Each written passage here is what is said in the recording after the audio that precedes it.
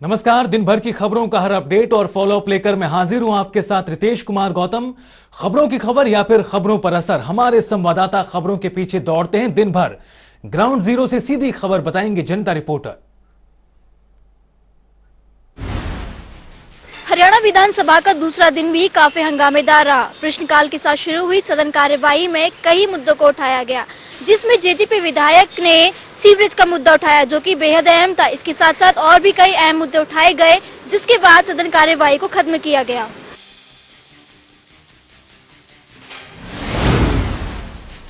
हरियाणा विधानसभा का दूसरा दिन भी काफी हंगामेदार रहा। प्रश्नकाल के साथ शुरू हुई सदन की कार्यवाही में कई मुद्दों को उठाया गया और विस्तार से चर्चा हुई, जिसमें जेजेपी विधायक रामकुमार गौतम ने सीवरेज के पानी के निपटान के लिए जमीन अधिग्रहण को लेकर सवाल उठाया।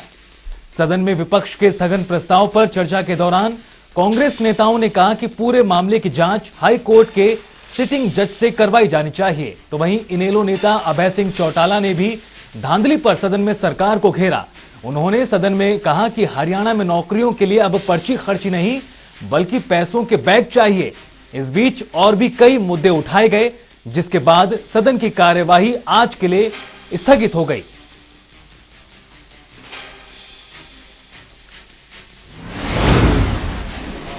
देश में आज पहली बार एक ऐसा आयोजन किया गया जिसमें किसान व उद्यमियों ने एक साथ मंच साझा की है। जी हां, आईएनएच व हरिभूमि परिवार की ओर से किसानों की बात उद्यमियों के साथ का आयोजन होटल ग्रैंड इंपीरियल रायपुर में कार्यक्रम यह आयोजन जो है वह रखा गया था। कार्यक्रम की अध्यक्षता यहाँ के प्रधान संपादक डॉक्टर हिमांशु द्विवेदी द्वारा की गई। वहीं इस कार्यक्रम में मुख्य वक्ता किसान आंदोलन का प्रतिनिधित्व कर रहे राकेश टिकैत जी व शिव कुमार कक्का जी भी इस कार्यक्रम में शामिल हुए। कार्यक्रम में मुख्य अतिथि छत्तीसगढ़ के सीएम भूपेश बघेल, पूर्व मंत्री बृजमोहन अग्रवाल, कृषि मंत्री रविंद्र चौबे व जो पक्ष विपक्ष के तमाम जो नेता हैं वह इस कार्यक्रम में उन्होंने शिरकत की। कार्यक्रम का जो मुख्य उद्देश्य था वह किसानों को उद्यमियों के सामने लाना था। देश में ऐसा पहला आयोजन हरिभूमि आईएनएच परिवार ने करवाया है, जहां पर किसानों ने सीधे उद्यमियों से 1-to-1 चर्चा की। वहीं अगर इस कार्यक्रम की बात की जाए तो शहर में इस कार्यक्रम को लेकर एक चर्चा का माहौल है। देश एक तरफ कोरोना महामारी से निपट रहा है, तो वहीं दूसरी तरफ कोरोना वायरस के नए वेरिएंट ओमिक्रॉन ने लोगों के मन में दहशत पैदा कर दी है। आपको बता दें, देश में अब तक 150 से ज्यादा नए केस सामने आ चुके हैं। देश के 11 से ज्यादा राज्यों में ओमिक्रॉन वेरिएंट ने दस्तक दे दी है। आपको ये भी बता दें, महाराष्ट्र और दिल्ली समेत देश के कई राज्यों में ओमिक्रॉन वेरिएंट तेजी से पैर पसार रहा है। हालांकि सरकार की तरफ से साफ कहा जा रहा है कि सरकार इस वायरस से निपटने के लिए पूरी तरह तैयार है, लेकिन तेजी से फैलता है ये वायरस क्या आने वाले दिनों में तीसरी लहर को दस्तक देगा? देश में कोरोना वायरस के बीच ओमिक्रॉन तेजी के साथ आगे बढ़ रहा है और अपने पैर पसार रहा है। अब तक कुल ओमिक्रॉन के केस 150 के पार भारत में दर्ज किए जा चुके हैं। तो वहीं देश के 10 से ज्यादा राज्यों में ओमिक्रॉन की पुष्टि हो चुकी है। आपको बता दें कि राजधानी दिल्ली में ओमिक्रॉन के 22 से ज्यादा केस सामने आ चुके हैं। तो वहीं महाराष्ट्र में यह आंकड़ा 50 के पार पहुंच चुका है। तेलंगाना, यूपी समेत कई राज्यों में कोरोना के नए स्वरूप ओमिक्रॉन वायरस के तेजी से केस दर्ज किए जा रहे हैं। हालांकि सरकार की तरफ से कहा जा रहा है कि ओमिक्रॉन से निपटने के लिए केंद्र और राज्य सरकार तैयार है, लेकिन डॉक्टर्स की माने तो अगर जल्द ही सावधानी नहीं बरती गई तो आने वाले कुछ ही महीनों में कोरोना की तीसरी लहर दस्तक दे सकती है। जिस तरह से विशेषज्ञों की ओर से लगातार इस बात को लेकर चेतावनी और अलर्ट किया जा रहा है कि कोरोना की तीसरी लहर का कारण बन सकता है कोरोना का नया स्वरूप ओमिक्रॉन, उसके मद्देनजर तमाम सरकारें, तमाम राज्यों की सरकारें एहतियात बरत रही हैं और लगातार सख्त कदम उठा रही हैं ताकि कोरोना के नए वेरिएंट ओमिक्रॉन को फैलने से रोका जा सके। लेकिन उसके बावजूद कोरोना का नया वेरिएंट ओमिक्रॉन तेजी से भारत के राज्यों में दस्तक दे रहा है। 10 से ज्यादा ऐसे राज्य हैं जहां पर ओमिक्रॉन की पुष्टि अभी तक की जा चुकी है और महाराष्ट्र में सबसे ज्यादा 50 के पार मामले अभी तक दर्ज किए गए हैं।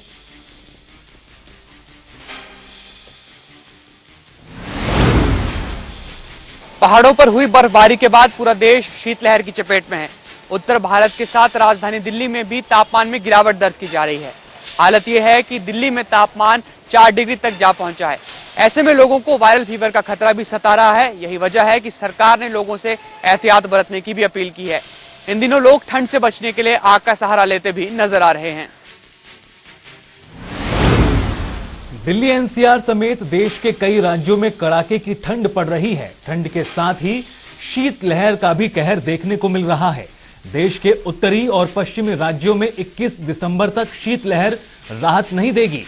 जिन राज्यों में शीतलहर के साथ ठंड बढ़ी है उनमें पंजाब, हरियाणा, दिल्ली, उत्तरी राजस्थान और पश्चिमी यूपी और उत्तरी मध्य प्रदेश के कुछ इलाके शामिल हैं। मौसम विज्ञान केंद्र की माने तो देश के उत्तर पश्चिमी राज्यों में अगले कुछ दिन कड़ाके की ठंड जारी रहने वाली है। लेकिन जिस तरह से कड़ाके की ठंड पूरे उत्तर भारत और पश्चिमी इलाकों में अपना रौद्र रूप अपनाए हुए है, उससे लोगों की परेशानी अब बढ़ती जा रही है। पहाड़ी इलाकों में लगातार बर्फबारी के बाद मैदानी इलाकों में ठंड का कहर देखने को मिल रहा है और शीतलहर ने सबसे ज्यादा मुसीबत बढ़ा रखी है।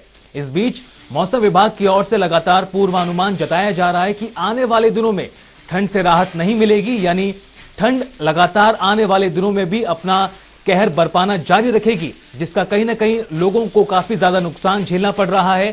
दिल्ली एनसीआर समेत उत्तर भारत के कई राज्यों में सुबह और शाम के वक्त काफी ज्यादा ठंड महसूस की जा रही है। वहीं तापमान में भी भारी गिरावट दर्ज की गई है।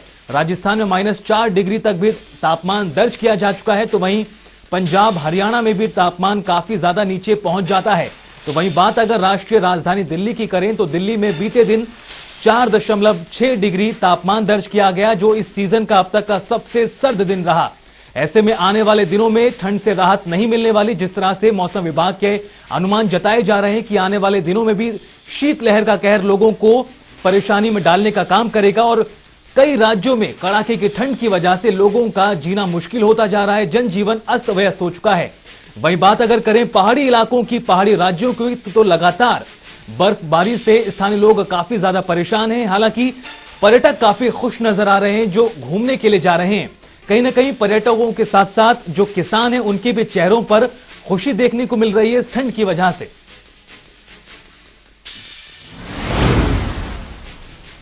मौसम बदल रहा है, जिसके चलते प्रदूषण के स्तर में भी गिरावट देखने को मिली है। प्रदूषण का जो लेवल AQI खराब श्रेणी में चल रहा था उसमें काफी सुधार देखने को मिला। जो AQI दिल्ली समेत अलग अलग राज्यों में 350 पार पहुंच गया था, अब उसमें गिरावट दर्ज की गई है। मौसम विभाग का लगातार यही कहना है कि अगर इसी तरीके से शीतलहर चलती है जिसके चलते प्रदूषण क्षेत्रों से दूर चला जाएगा, प्रदूषण के लेवल में कमी देखने को मिलेगी। जहां पर सरकार की तरफ से यह बात कही गई है कि आने वाले समय में प्रदूषण को नियंत्रण करने के लिए और विशेष तौर पर कदम उठाए जाएंगे, पहल की जाएगी। लोगों को जागरूक भी किया जा रहा है और जो पुराने वाहन है जिनको 15 साल का समय हो चुका है उन पर भी विशेष तौर पर निगरानी सरकार और प्रशासन की तरफ से रखी जा रही है। सरकार का बस यही कहना है कि आने वाले समय में इसी तरीके से प्रदूषण को नियंत्रण किया जाएगा, जिसके लिए अलग अलग तरीके की पहल लगातार चलाई जा रही है। आम लोगों को भी जागरूक करने का काम किया जा रहा है। मौसम बदलने से अब प्रदूषण के स्तर में भी गिरावट दर्ज की गई है, जिसके बाद लोगों ने राहत की सांस ली। दरअसल शीतलहर चलने के बाद प्रदूषण के स्तर में भी गिरावट दर्ज की गई है। मौसम विभाग का कहना है कि अगर अभी कुछ दिन और शीतलहर रहती है तो आने वाले समय में प्रदूषण से और राहत मिलेगी। वहीं सरकार की तरफ से पहल की जानकारी यही है कि प्रदूषण के स्तर को और ज्यादा नियंत्रित किया जा सके। गौरतलब है कि जिस तरह से बीते दिनों प्रदूषण का कहर राष्ट्रीय राजधानी दिल्ली, हरियाणा के इलाकों में देखा गया, उसके बाद जिस तरह से अब ठंड के साथ शीतलहर की शुरुआत हुई है और उत्तर भारत के कई इलाकों में शीतलहर का कहर अभी देखने को मिल रहा है, जिसकी वजह से कुछ हद तक प्रदूषण के स्तर में गिरावट दर्ज की गई है, जो कहीं ना कहीं राहत की बात है। हालांकि ठंड के साथ प्रदूषण की स्थिति से लोगों की मुश्किलें अभी भी लगातार बरकरार हैं, लेकिन इस बीच राहत की खबर यही है कि कुछ हद तक लोगों को प्रदूषण के चलते अब राहत मिली है, क्योंकि हालिया दिनों में जिस तरह से एयर क्वालिटी इंडेक्स काफी ज्यादा ऊपर चला गया था, उससे लोगों को सांस लेने में और खास तौर पर बुजुर्ग और बच्चों को काफी ज्यादा परेशानी का सामना करना पड़ रहा था। लेकिन अब तेज हवाओं की वजह से जो धुंध, जो कोहरा छाया हुआ है, वो कहीं ना कहीं अब छटता हुआ नजर आ रहा है, जिसकी वजह से लोगों को राहत की सांस मिली है। हरियाणा के हिसार से चौंकाने वाला मामला सामने आया है। जहां एक व्यक्ति ने अपने ही परिवार के 4 सदस्यों को मौत के घाट उतार दिया और साथ ही खुद भी खुदकुशी कर ली। घटनास्थल पर पहुंची पुलिस के मुताबिक घर के अंदर से 4 शव बरामद हुए, वहीं 5वां शव बरवाला रोड से बरामद हुआ। मौके से मिली डायरी के मुताबिक आरोपी शख्स धार्मिक प्रवृत्ति का था और मोक्ष पाने के इरादे से उसने ये तमाम हत्याएं करी और खुद भी खुदकुशी कर ली। शुरुआती जांच में सामने आया है कि आरोपी व्यक्ति पेंटर का काम किया करता था और आसपास के लोगों के साथ भी उसका काफी अच्छा बर्ताव था। लिहाजा इस तरह से एक ही परिवार के 5 सदस्यों का चले जाना स्थानीय लोगों के लिए भी चौंकाने वाला है। तो हरियाणा के हिसार में पर्यावरण प्रेमी के नाम से मशहूर व्यक्ति ने पत्नी समेत 3 बच्चों की हत्या कर खुदकुशी कर ली। घटना पर पहुंची पुलिस को मौके से सुसाइड नोट भी बरामद हुआ है, जिसमें शख्स ने कबूला है कि वो अपनी पत्नी और बच्चों की हत्या कर जान दे रहा है। बहरहाल अभी तक मिली जानकारी के अनुसार बरवाला रोड पर मिले आरोपी के शख्स के शरीर पर चोट के कई निशान थे। तो जिस तरह से इस पूरी घटना की वजह से इलाके में सनसनी फैल गई है, एक ही परिवार के 5 लोगों के शव मिलने से इलाके में हड़कंप मच गया है। और जो जानकारी सामने आई है, सुसाइड नोट जो बरामद हुआ है, उसके अनुसार मोक्ष प्राप्ति के लिए दरअसल इस पूरी घटना को अंजाम दिया गया, जिससे पूरे इलाके में हड़कंप मच गया है। एक ही परिवार के 5 लोगों की हत्या से गौरतलब है कि इससे पहले भी इस तरह के मामले सामने आए हैं, जहां पर अंधविश्वास के चलते इस तरह की घटनाएं सामने आई हैं, जिसमें परिवार के परिवारों ने अपनी जान दे दी। लेकिन उसके बावजूद भी इस तरह की घटनाएं लगातार सामने आ रही हैं। और हिसार से यह घटना सामने आई है, जहां पर एक शख्स ने अपने बीवी और बच्चों का कत्ल किया, उसके बाद खुदकुशी कर ली और घर से 4 शव बरामद हुए हैं और 5 कुल मौतें हुई हैं। तो वहीं मोक्ष प्राप्ति के लिए इस पूरी घटना को अंजाम दिया गया। तो वहीं पुलिस घटनास्थल पर पहुंची और शवों को कब्जे में लेकर मामला दर्ज करते हुए जांच पड़ताल शुरू की। आरोपी ने परिवार की पहले हत्या की और खुदकुशी कर ली। घर से 4 शव आपको बता दें बरामद हुए हैं। और जो पूरी घटना की वजह सामने आई है वो यही है कि मोक्ष प्राप्ति के लिए इस पूरी घटना को अंजाम दिया गया था। कहीं ना कहीं इस पूरी घटना के बाद इलाके में भी हड़कंप मच गया है।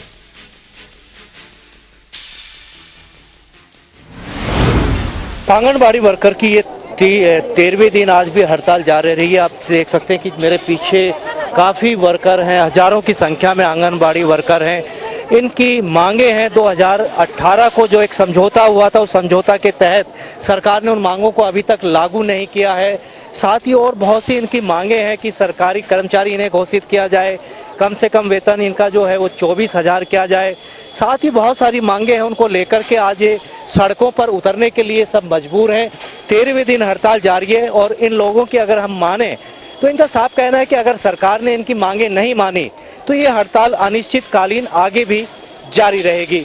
अब देखना होगा कि सरकार और आंगनबाड़ी वर्कर के बीच में कब समझौता होता है और ये हड़ताल खत्म होती है या फिर लंबी खींच पाती है।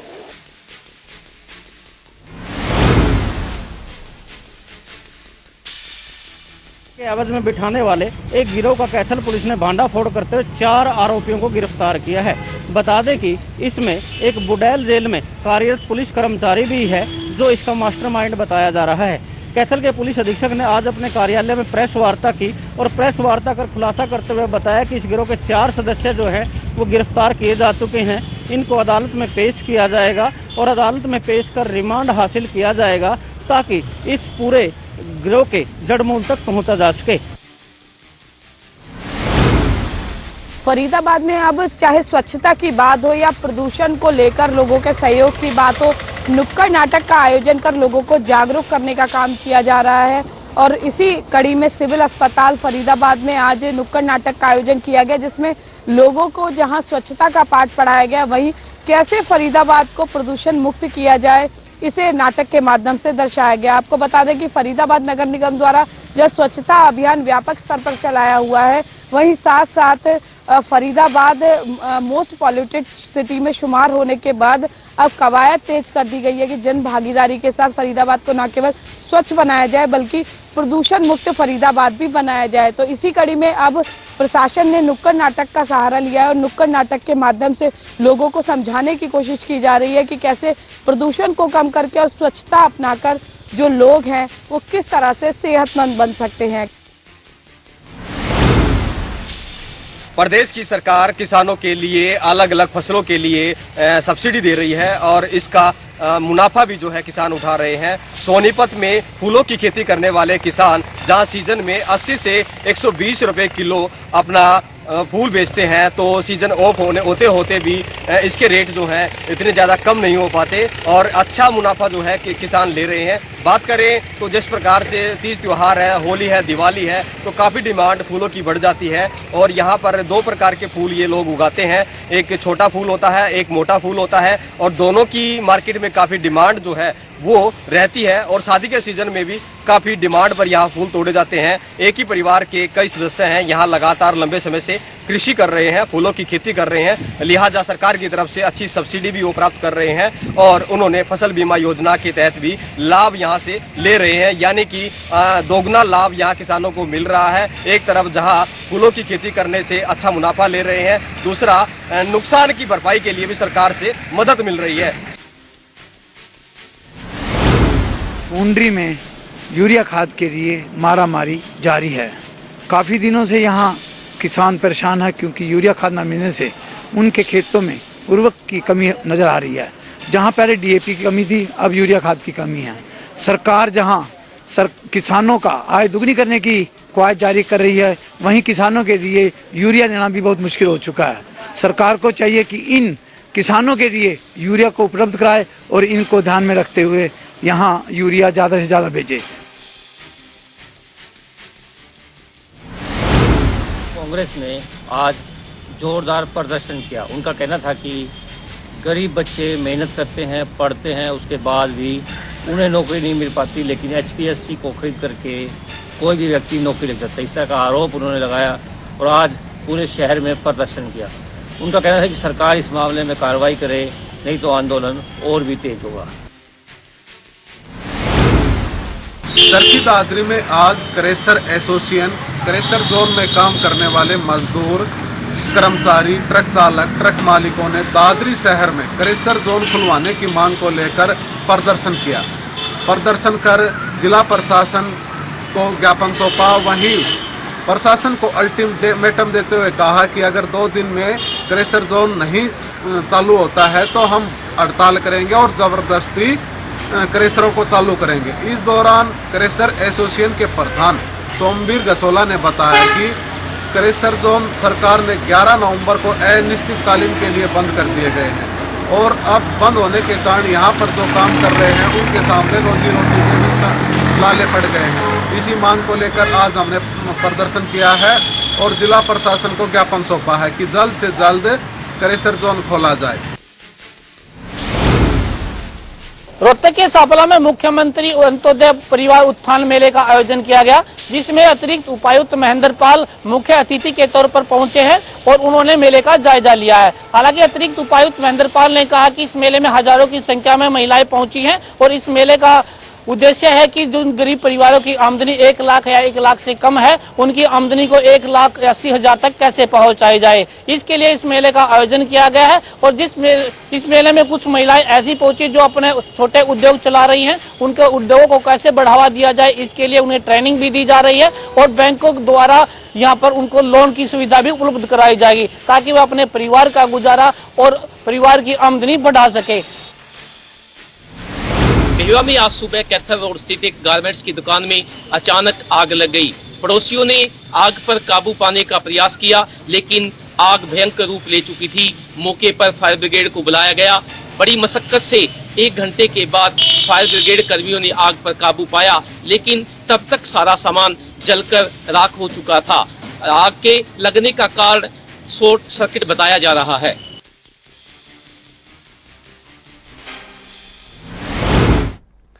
चलिए इसी के साथ रुकेंगे यहाँ पर एक छोटे से ब्रेक के लिए। जनता टीवी पर खबरों का सिलसिला लगातार जारी है।